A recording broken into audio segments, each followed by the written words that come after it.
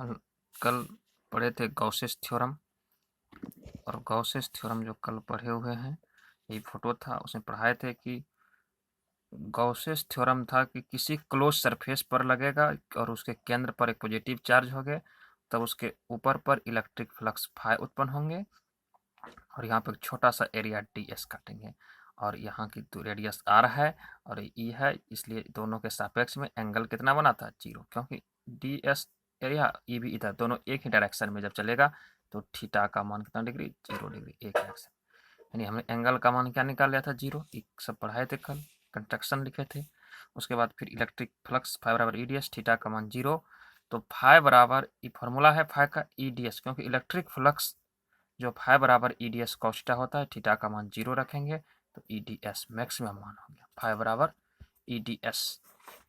यानी फाई बराबर E D S निकालने के बाद तब हम इस पर इंटीग्रेशन का सिंबल लगाएंगे। यदि किसी चीज़ को सॉल्यूशन करना है शॉर्ट में, डायरेक्ट आंसर निकालना है तो उसका इंटीग्रेशन लगाते हैं, और डिफरेंशिएशन को मतलब फलन करना होता है, फैलाना, अवकलन करना। इंटीग्रेशन का मतलब समाकलन करना, क्या करना? समाकलन, और डिफरेंशिएशन का फलन करना, अवकलन, इसका हिंदी होता है समाकलन। यानी जैसे ही इंटीग्रेट करेंगे तो इंटीग्रेशन का सिंबल हम लगा दिए, देखिएगा इसी में लगा रहे हैं, फाई में इंटीग्रेशन।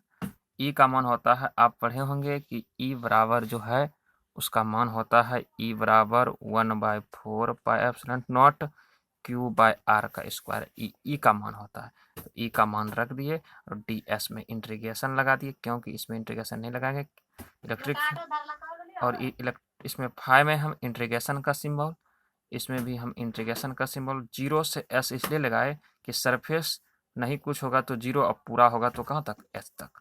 यानी सरफेस, यदि सरफेस में वर्क करेंगे तो हम जीरो, कहाँ तक? पूरे पे वर्क करेंगे तो कहाँ तक होगा? एस तक होगा। कहाँ तक होगा? एस तक।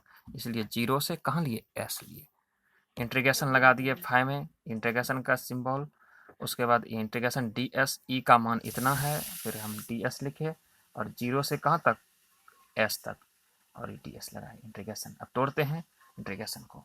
जैसे ही हम तोड़ने की बात करें तो अभी आप पढ़े हैं कि फाइव बराबर 1/4 है, जीरो से एस। आप जानते हैं यदि आपका इंटीग्रेशन डी एक्स का निकालने कहते हैं तो एक्स एक दूसरे का इन्वर्स होता है, तो क्या बचा? एक्स। यदि हम इंटीग्रेशन डी वाई का कहेंगे तो क्या होगा? सिर्फ वाई होगा। उसी प्रकार इंटीग्रेशन हम यदि डी एस का कहेंगे तो सिर्फ क्या होगा? एस होगा। क्या होगा? एस। यानी इस डी एस का इंटीग्रेशन, इसको रहने दिए, ये ज्यों का त्यों, डी एस का इंटीग्रेशन एस, लोअर से अपर, जीरो से एस की ओर। फिर देखिए इस जगह पुट करते हैं अपर वैल्यू, एस के जगह पे ई अपर वैल्यू एस, अब माइनस क्या होता है? लोअर। कैसे? मान लीजिए एक्स ए से बी है, तो अपर वैल्यू एक्स के जगह पे क्या रखेंगे? पहले बी रखेंगे, एक्स के जगह पे क्या रखेंगे? ये जो एक्स है इसके जगह पे अपर वैल्यू बी रखेंगे, अब माइनस जो लोअर है कर देंगे। समझ रहे हैं? इसी वैल्यू के पास पहले अपर वैल्यू को, फिर कौन? लोअर वैल्यू, ऊपर वाले को फिर माइनस के साथ लोअर के साथ। उसी प्रकार यहाँ पर की यदि जीरो से एस है, ये ज्यों का त्यों उतर गया, एस के जगह पे पहले ई एस अब खत्म हो गया, यहाँ पे ई वाला एस आ जाएगा, अब माइनस क्या होगा? जीरो। एस में यदि जीरो हो गया तो क्या हो गया? एस हो गया। यानी 1/4 पाई एप्सिलॉन नॉट क्यू बटे आर का स्क्वायर इंटू एस। ये एस क्या है? सरफेस है। कैसा सरफेस था?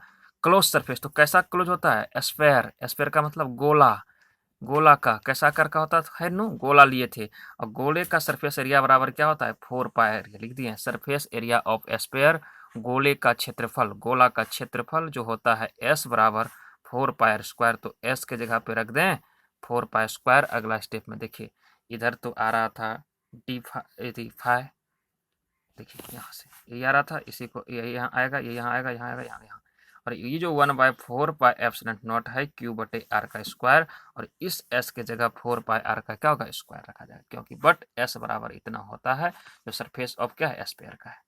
एस के जगह रख दिए। देखिए आर का स्क्वायर और आर का स्क्वायर कैंसिल, 4 पाई कैंसिल, ऊपर में क्यू बचा, नीचे में सिर्फ एप्सिलॉन नॉट बटा क्यू बाय एप्सिलॉन नॉट हो गया। इधर फाई, नेट फाई, इसको कहते हैं नेट फाई। समाकलन का मतलब होता है सम। समाकलन जो होता है, जो इंटीग्रेशन का मतलब ही होता है जोड़, यानी समाकलन। समाकलन का मतलब हुआ जोड़, जो इंटीग्रेशन है ना वो समाकलन है। अब देखिए phi Q by epsilon naught phi, इसी को क्या कह सकते हैं? ये जो सिंबल है समाकलन का, इसका मतलब नेट होता है क्यू बाय। यही था गॉसेस थ्योरम जो था वह कहता था कि टोटल फ्लक्स जो होंगे वह क्यू और बाय एप्सिलॉन नॉट क्यू का 1 बाय एप्सिलॉन नॉट गुना होगा, जो हमने प्रूव करके रख दिया। फिर से एक बार देख लीजिए, बड़ा इंपॉर्टेंट है। यहाँ तक जान रहे थे ds का इंटीग्रेशन s, इसको यहाँ रखे। s जो है सरफेस एरिया है 4 पाई, स्फेयर का गोला का 4 पाई स्क्वायर होता है, 1 रखेंगे s की जगह पे 4 पाई स्क्वायर, r का square cancel, 4 pi cancel, q ऊपर नीचे, यही है समाकलन का सिंबल है। समाकलन इंटीग्रेशन, इंटीग्रेशन मतलब सम, सम का मतलब जोड़, जोड़ का मतलब टोटल, टोटल का मतलब नेट, नेट का मतलब कुल, कुल फाई का मान क्यू बाय एप्सिलॉन नॉट हो गया, और ये हमें लाना था। इसके लिए कुछ ऑब्जेक्टिव पॉइंट हैं, जो रिमार्क पॉइंट है उसे देखिए। गॉस के लिए, ओनली फॉर गॉस थ्योरम के लिए रिमार्क, पहला रिमार्क देखिए क्या है, कहता है, पहला रिमार्क जो गॉसेस थ्योरम के लिए है, याद रखें, याद रखने के लिए, वो है Gauss's theorem is applicable only close surface. मतलब यह नियम गॉस का प्रमेय केवल बंद सतह पर लागू होता है, किसी भी क्लोज सरफेस पर होंगे, यदि बंद होंगे तो तभी लगेंगे, ओपन पे लागू नहीं होगा। इसका पहला रूल क्या हो गया, यह नियम तभी लागू हो सकता है जब वह ओनली एकदम पूरा, केवल क्या हो, एकदम बंद हो, एकदम बंद हो, क्या हो, एकदम बंद सतह हो, उसी पर लागू होगा, बंद सतह पर यह नियम लागू होगा।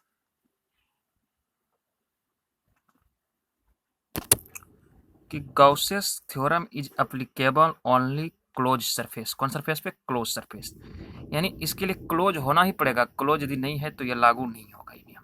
ठीक है, पहला बात। दूसरा बात देखिए, दूसरा बात हम समझा देते हैं, लिखना नहीं है। जिस सरफेस पर, ये जो सरफेस है क्लोज सरफेस, इस पर जो गॉस का प्रमेय लागू हुआ, किसका, गॉसेस थ्योरम, गॉसेस गलत बात, GUSS, गॉसेस थ्योरम जो इस पर लागू हुआ, इसीलिए सरफेस को कौन सा सरफेस कहेंगे, गॉसियन सरफेस कहेंगे, हिंदी वाले गॉसियन सरफेस, कौन सतह, गॉसियन सतह कहेंगे, इसे गॉसियन सतह कहेंगे, क्योंकि इसकी, समझ लीजिए, जो क्लोज सरफेस होंगे ये बंद सतह होंगे, और इसके ऊपर जो इलेक्ट्रिक फ्लक्स फाई उत्पन्न होंगे, यानी गॉस का प्रमेय यदि इस पर लागू होता है तो इसी सतह का नाम कौन सतह, गॉसियन सरफेस होंगे। और इसके सेंटर में पॉजिटिव चार्ज होंगे, हमेशा क्या रहेंगे, पॉजिटिव चार्ज। सेंटर जो O है, सेंटर में हमेशा धनात्मक चार्ज होंगे, कौन चार्ज होंगे, धनात्मक, हमेशा धनात्मक आवेश होंगे इसके सेंटर में, इसके केंद्र में हमेशा धनात्मक आवेश होंगे, और इसी सतह को गॉसियन सतह कहेंगे, कोई दिक्कत नहीं। उसका आगे 3 नंबर आइए, यदि नेट इलेक्ट्रिक फ्लक्स पूछे तो फाई बराबर क्यू बाय एप्सिलॉन नॉट, ये तो प्रूव ही किए हैं। अब देखिए मोस्ट इंपोर्टेंट क्वेश्चन यह है ऑब्जेक्टिव के लिए, इनसाइड ऑफ क्लोज सरफेस, यदि बंद सतह के अंदर, हिंदी वाले, बंद सतह के अंदर गॉस का प्रमेय, मान लीजिए क्लोज सरफेस है, इसके अंदर कहीं पर, इसके अंदर में Gauss's theorem is not applicable, Gauss का प्रमेय लागू नहीं होता है। यानी यदि क्लोज सरफेस है और यदि उसके अंदर की बात करेंगे, अंदर पर किसी पॉइंट पर गॉस का प्रमेय लागू नहीं होता। क्यों, क्योंकि फाई का मान, इलेक्ट्रिक फ्लक्स का मान क्या होता है, 0, शून्य। यदि तब ये लागू कहाँ होगा, सिर्फ इसके क्लोज सरफेस के सतह पर, किस पर, सरफेस पर ये लागू होंगे, इसके अंदर यह नियम लागू नहीं होगा, याद रखिएगा। Inside of close surface Gauss's theorem is not applicable, inside of close surface, close surface के अंदर कहीं पर भी गॉस का थ्योरम लागू नहीं होगा, क्योंकि फाई का मान क्या है, 0 है। अब इसके आधार पर कुछ एक्सप्रेशन है, एक्सप्रेशन देखिए, expressions of electric field, expressions of electric field